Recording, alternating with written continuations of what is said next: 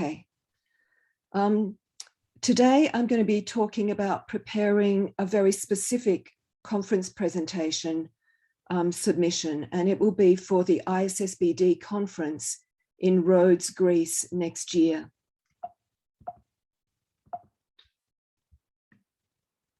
I will speak in English. The text on the slides will be in English with a very approximate French translation. I will try to make the slides with other languages are not in chat, but I will try to make sure that Josefa has a copy in 2 other languages to upload with the recording. So this is where I'm going. I'm going to talk about deciding whether to make a submission in the first place, then some steps in preparing a conference abstract, especially targeting the ISSBD 2022 conference, and then some small tips about how you might succeed if English is not your first language. So the most important thing you can do when you're trying to submit a conference abstract is to make sure that you thoroughly read all the information on the website. So this would be a really good place to start if you're looking to submit to ISSBD next year.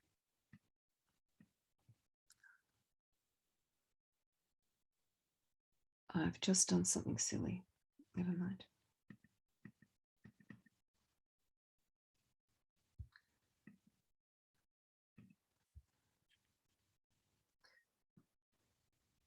When you apply to a conference, there is a mutual selection. First of all, you must choose the conference, and then the conference organizers must choose you. Many people don't stop and think about whether or not this is really a conference that is a good match for their needs. So I'm going to start there.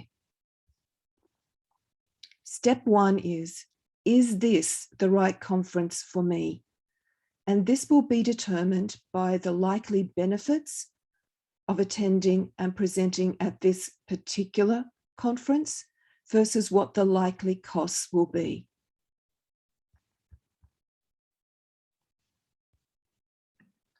So the first thing to think about when you're thinking about its benefits are the aims that you have for attending this conference. And they can be many. If you're a supervisor, you may be trying to identify examiners for the theses of your students. You may have a project for which you would like collaborators, people from other countries or other institutions who will work with you on a research project, a policy project, or a practice project. You could be trying to build a professional network. You could be trying to obtain some training in specific techniques, statistical techniques, writing for publication, techniques about particular methods. Or you could be trying just, and this is the biggest reason for going, to obtain high quality feedback on the research you're conducting.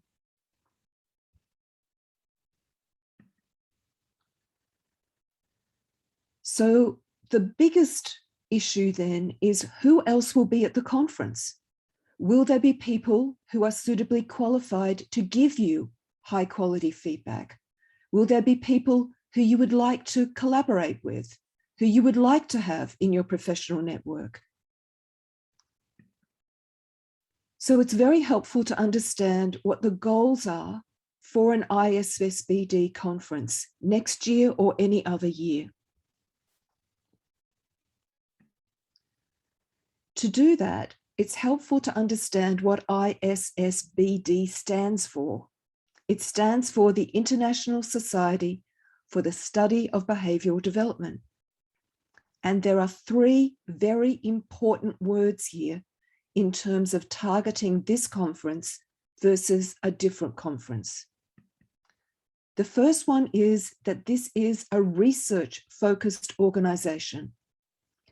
If you are a practitioner, you are most welcome to come, especially if you have done an evaluation of your practice.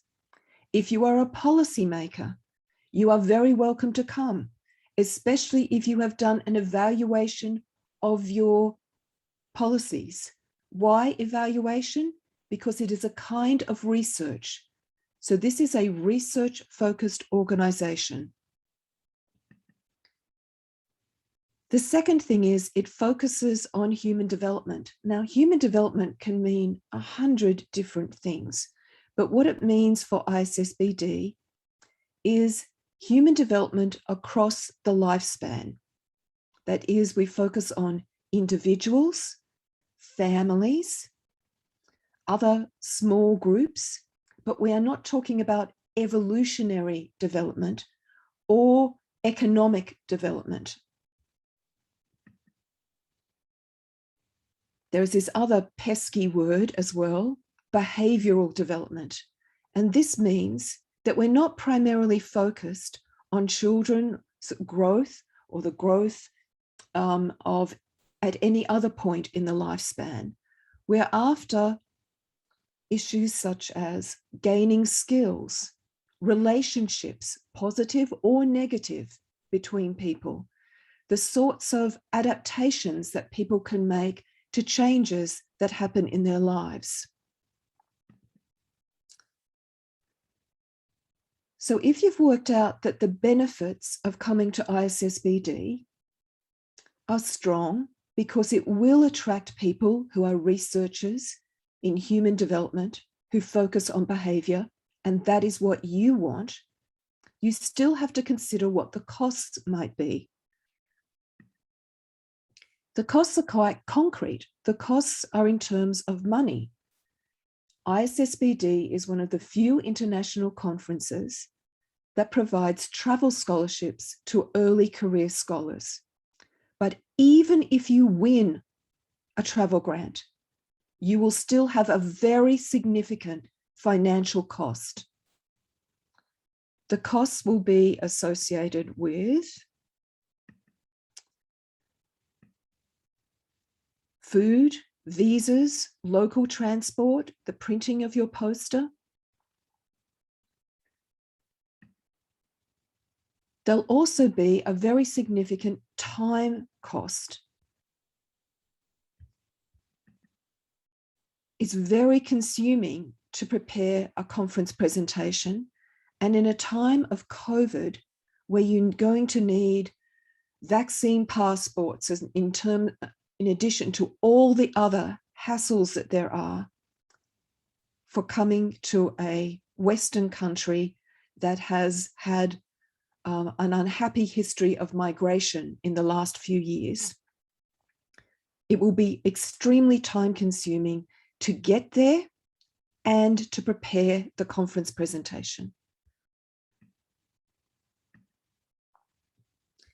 So you have to ask yourself, will it be better for my career to spend the time writing a manuscript for publication, completing my thesis, writing a research grant, or writing a curriculum if you are a teacher? There can also be significant costs to families from separation. You'll be gone for, in most cases, about a week, and some families will find that more stressful than others. I'm going to assume, though, for the rest of this presentation, that you have done the calculations and decided that the likely benefits are far greater than the likely costs, and that you recognize what those costs will be, and you're going to target those benefits during your time at ISSBD. So now you have selected the conference, but the conference has not selected you.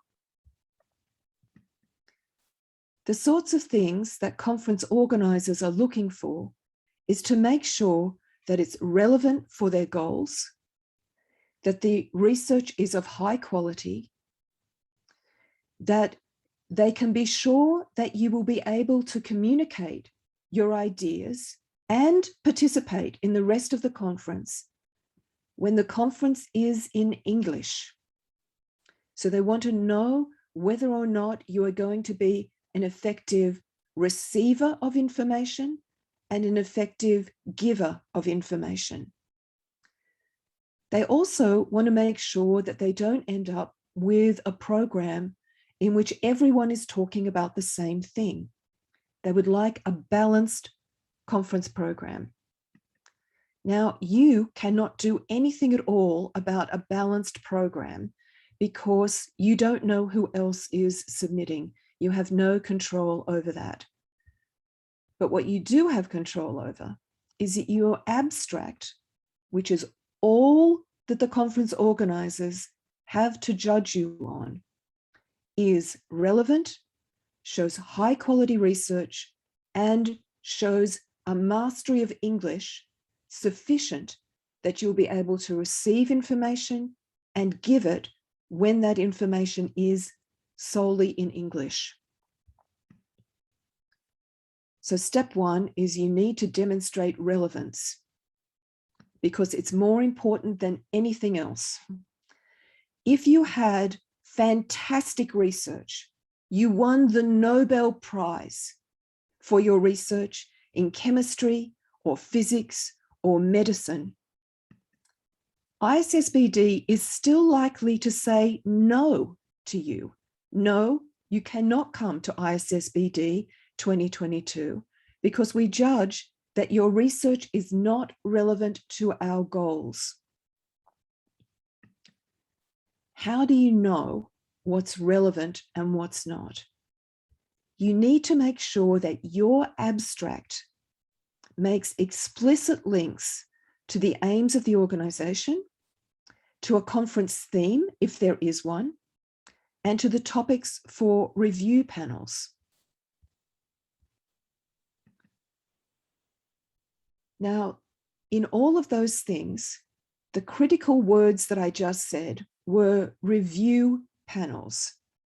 You need to provide information that will ensure that your abstract is sent to the review panel most likely to judge your research to be relevant to this conference. So what happens after you submit your abstract? After you submit your abstract, it will be sent to what the conference organizers believe is the most relevant review panel.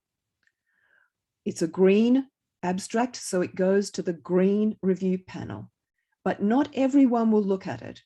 Only 2 or 3 reviewers will independently review your abstract, and on the basis of their judgment, they will make a decision to accept or to reject. There is no possibility of resubmission. It has to be good enough at the time you submit. And that means that these people, who are likely to be from Western countries, and many of them are likely to be English speakers, are your first target audience. So who are they and what do they want? If you go to the ISSBD website and you look on the page for abstracts, you will be able to find right at the bottom a list of all of the review panels. There are 28 different panels. Behind each one of these is an assumption. It is cultural and cross-cultural studies of behavioral development, cognition and cognitive science as these relate to behavioral development. So make sure that you're always making that link. There's a second page of them. We won't go through those now. Just make sure that your abstract makes reference to one of these abstract review panels in the way it's written, And make sure that when you're asked to choose what the keywords are and what the topic is of your abstract, that you choose the one of these that is going to find your research most relevant.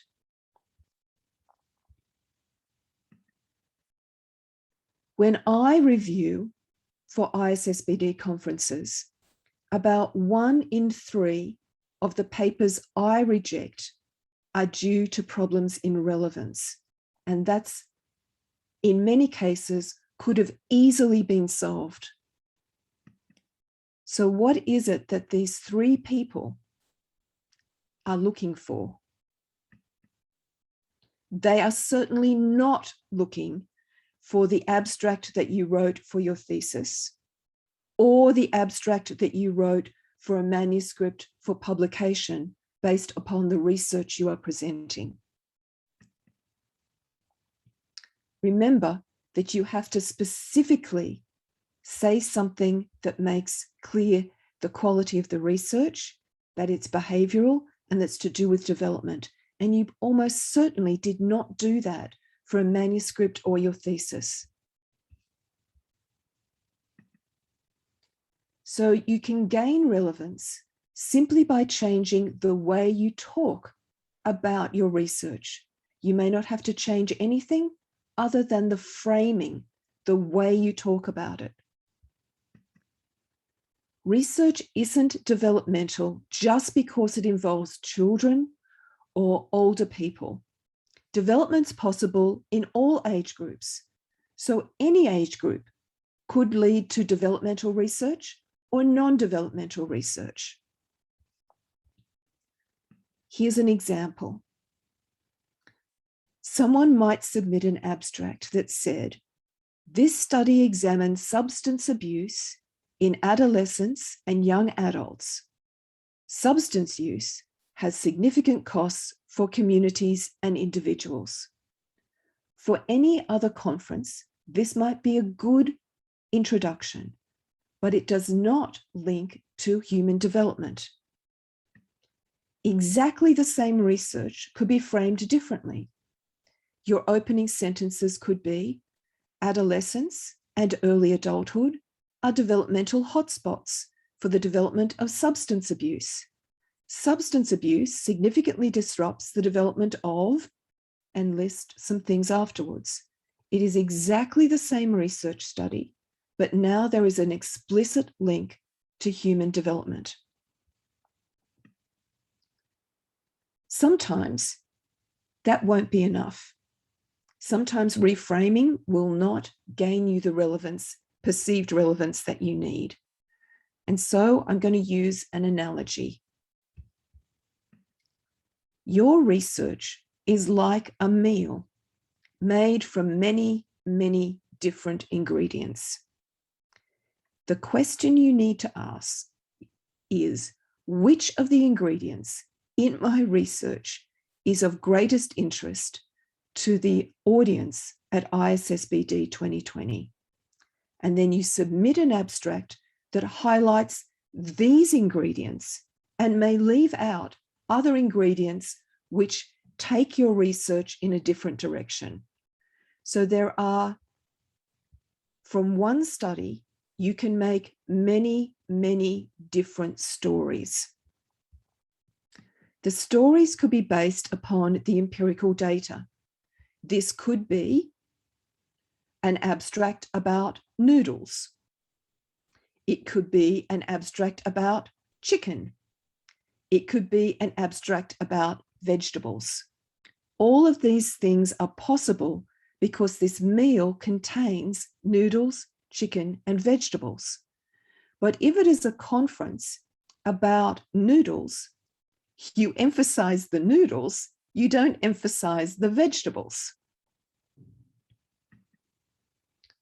It could be that the way you make a link to human development is not through the specific items, the specific variables that are in your research. It may be it is through a theoretical framework that gives your research a broader scope and that links through development to development through that theoretical framework.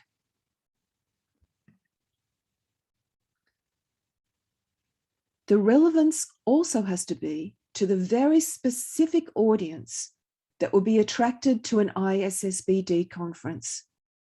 So a relevant abstract doesn't just talk about research, doesn't just talk about development, and doesn't just focus on behavioral development. It also tries to address an international audience. You have to ask the question of yourself, what about my research would be interesting to someone from Berlin in Germany, to someone from Beijing in China, to someone from Sao Paulo in Brazil? What is it about my research that would make it interesting to an international audience? So who comes to ISSBD? A lot of people in psychology, a lot of people in education, some people in public health, some people in sociology, some people in anthropology, some people in linguistics, some people in health promotion, occasionally some people from pediatrics. So you need to remember that the people you're writing to, those reviewers may not be in your discipline. Those 2 or 3 people who hold your fate in their hands may not have the same background knowledge as you. So make sure you are not using abbreviations, make sure you're not using jargon from your discipline that may not be understood by reviewers who are not from the same discipline. The second thing is that your audience is going to have very diverse levels of background knowledge. Some of them will have been professors for the last 25 years. Some of them will still be doing their PhD. Some of them will be somewhere in the middle. You need to know that your reviewers could be any of those people. So you need to make sure that your abstract is compelling for people of different levels of background knowledge. You also have to remember that they're bringing different knowledge from their cultural setting. They're bringing different values, different assumptions about what is important for development. And so you need to make your assumptions explicit in your abstract. So once you have worked out all of these things, you need to actually write the abstract. And this means you have to tell a story. You have to make something interesting out of the ingredients that you have selected for this conference. And you should expect to allow time. The abstracts for ISSBD 22 are due on the 30th of November. So you have about 2 weeks. It will take that long to get a good conference abstract. So what do you want to say about the ingredients that you choose? Your abstract is a concise summary. It makes the reader want to know more. Remember that your abstract will also be part of the advertising for your presentation in a book of abstracts available to delegates at the conference. You want anyone who reads this abstract to want to accept you to the conference so they can come and hear you, but also to all the other people who are not reviewers. You want to attract them to your presentation too.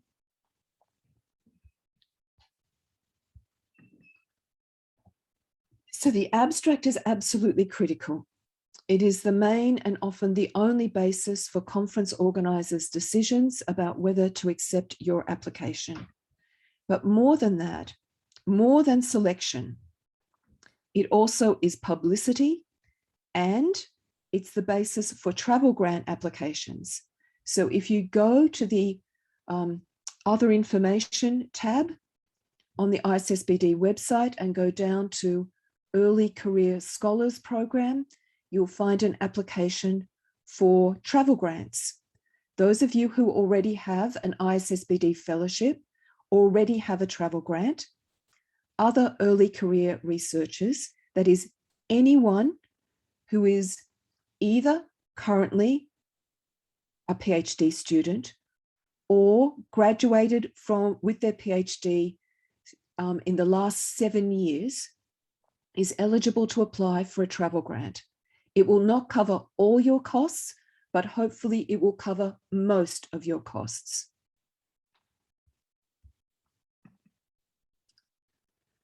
So the structure of an abstract is, by convention, about 20% something called the motivation statement. It means, why would anyone want to do this research? And why should any delegate at the conference be interested in your research? So it states what the research problem is and what the aims of your research were. You need to give quite detailed information about your method. The reviewers will not accept any abstract when they do not know what the quality of the research was. So you must give excruciating detail in a small amount of space so that people know what your sample size was, what instruments, measures you used, what your research design was, what kind of analysis you used. So is this a qualitative analysis of focus groups of containing 13 people in 5 different cities across Argentina? Is it a quantitative study using this measure, and this measure that examined the relationship between some predictors and some developmental outcomes?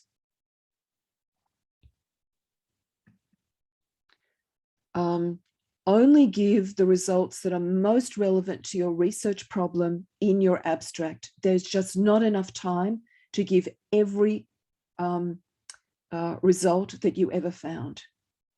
And then make sure that you allow enough time to draw conclusions, to say, what is it about these findings that is compelling? Does it have theoretical implications? Does it have implications for professional practice? Does it have implications for how we conceive of a basic tenet in developmental science? So there's research that's been done on what reviewers rate highly in abstracts. And this is a summary of the findings across a number of studies. So they want studies that are described in the essence. They want to know what the essence of your research is. So they want just the central information. They want a very clear statement of what the research problem was that you were addressing, either aims or hypotheses. They want to make sure that the methods that you chose are appropriate for those aims. They want to make sure that you don't just list a whole set of numbers or themes in your results section, that you are directly relating your results to these aims or hypotheses, and that you are able to draw some practical or theoretical implications from your findings. It may be about policy, it may be about a guidance for teachers in school classrooms, it may be that a theory does not apply in your cultural context.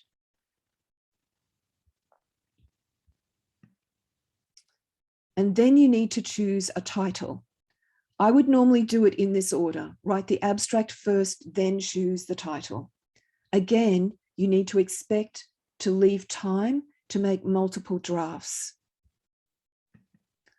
Your title is like a billboard. It is the main piece of advertising that you have for your presentation. Most people, I know that this is tragic, but most people who attend the conference will only ever read your title. They will not read anything else. So you must choose a title that reflects the story that's going to be told in your presentation, but is also one that may attract your target audience. What do you do when English is not your first language? Even if you know quite a bit of English, you need to understand that everyday English, the English that will allow you to go to a shop and buy food, that will allow you to book a hotel, that will allow you to choose the right train, is not professional English, which is what's required for your abstract. How do you go about it if you don't have a colleague who is a first language speaker of English? You use exactly what you would do if you were trying to translate a instrument for your research, a questionnaire or a test. Start in your language, use your preferred, it doesn't matter which one it is, use your preferred online translator to put it into English, then put it back through a different translating system. They're all free, back into your language, and then work out all the mistakes that there were. It's always the case that if you look back over your abstract, you'll find that you've used words that have more than one meaning in your language. And that means that the translating software has a hard time working out which English word to use. Or you have used an expression that makes sense in your language and your cultural context, but which doesn't easily translate into English. Go back, try to find very simple, single meaning words that you can substitute into your abstract so that you know that you end up with as close to an accurate translation as you can. But you're not finished. It will not be grammatically correct, or it will be awkward. So if you can't find someone with English as a first language, anyone will do, to check the grammar and expression and tone of your abstract. There are also some online resources that you can use to help. And one of them is Grammarly.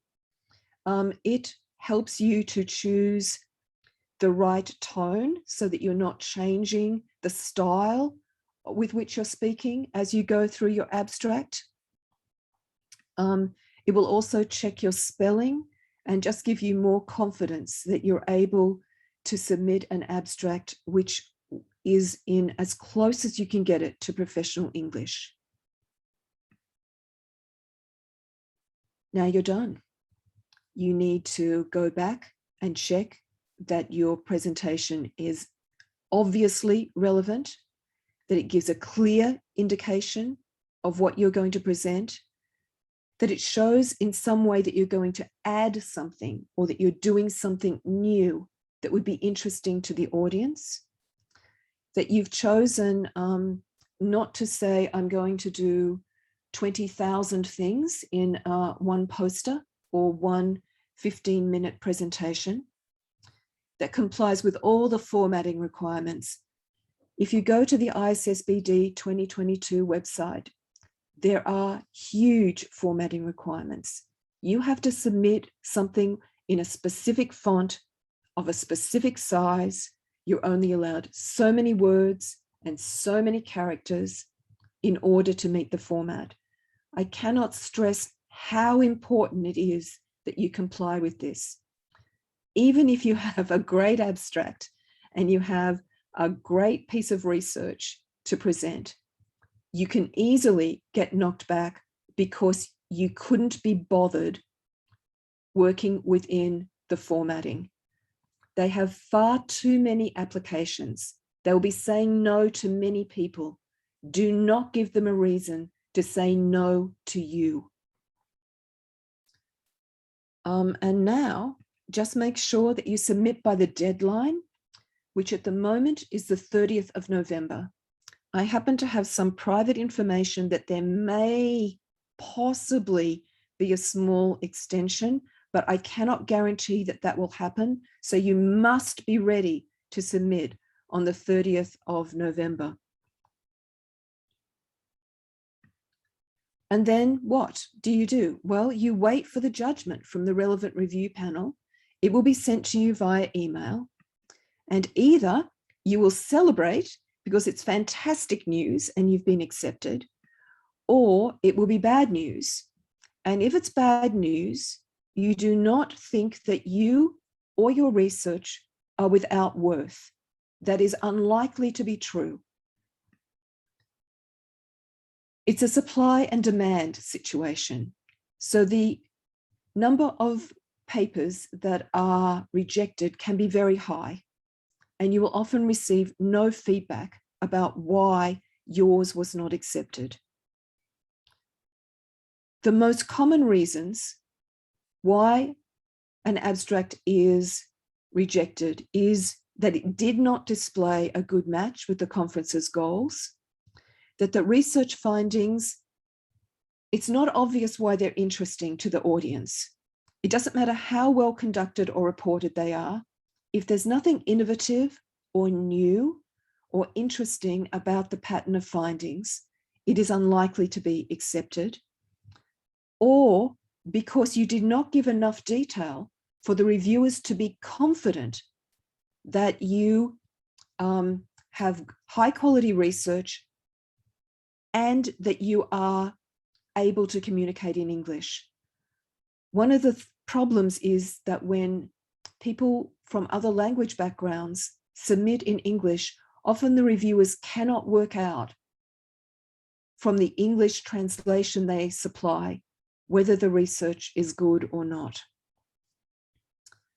I've also tools on how to tailor an abstract. So I'm going to stop sharing now.